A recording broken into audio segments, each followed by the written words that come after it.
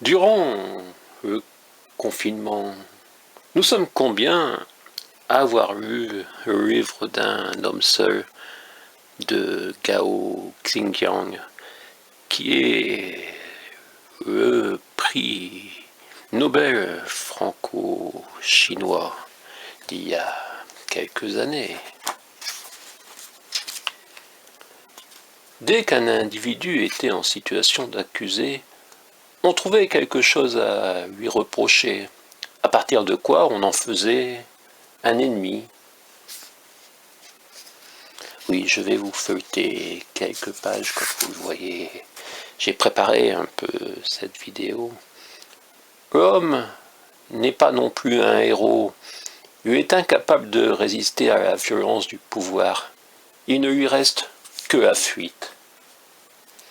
Parfois, on se dit qu'il faut fuir.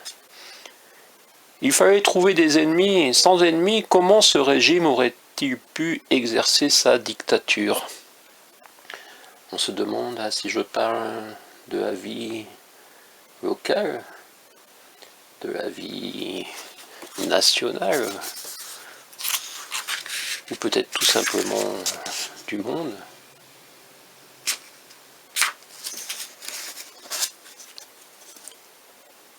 Tu n'as pas envie de recommencer à te tourmenter, à te débattre encore dans la vanité et les soucis, enterrements et bouleversements. Satisfait de cette solitude dénuée de vanité, ne plus juger, ne plus établir quoi que ce soit. La mort est un phénomène parfaitement naturel. Tu marches droit vers elle, mais avant qu'elle n'arrive, tu as le temps de t'amuser pour lui tenir tête.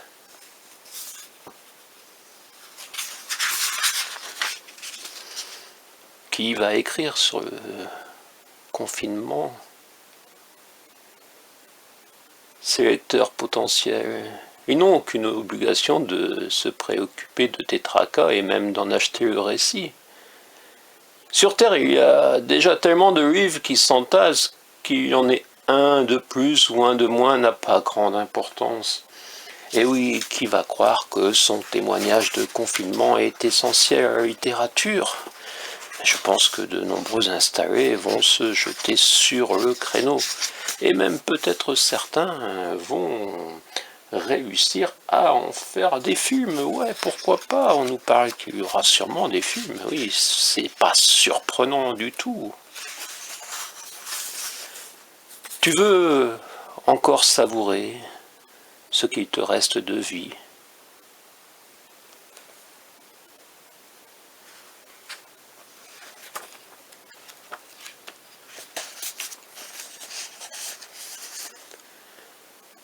Mais en quoi vaut-il la peine de s'investir à fond? En réalité, il n'y a que l'amour.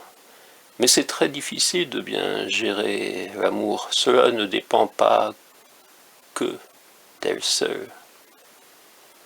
Où se trouve la liberté? Où se trouve la limite de la liberté?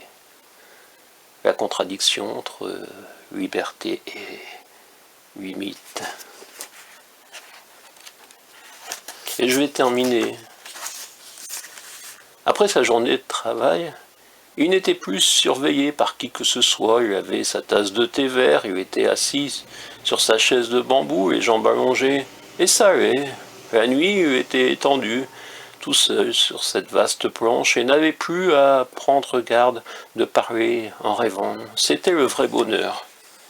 Qui parmi vous a ressenti finalement que le confinement était ce qu'il y a de mieux?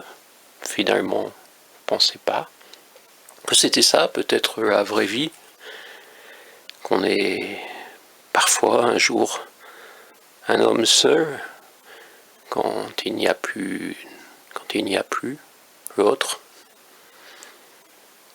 Et pourquoi continuer à être dans la mascarade? Oui, on nous dit engagez-vous dans la mascarade sociale, ayez envie de devenir milliardaire. Le livre de Gao Xingjiang vous apporte une autre option, ouvre une autre voie, témoigne autrement.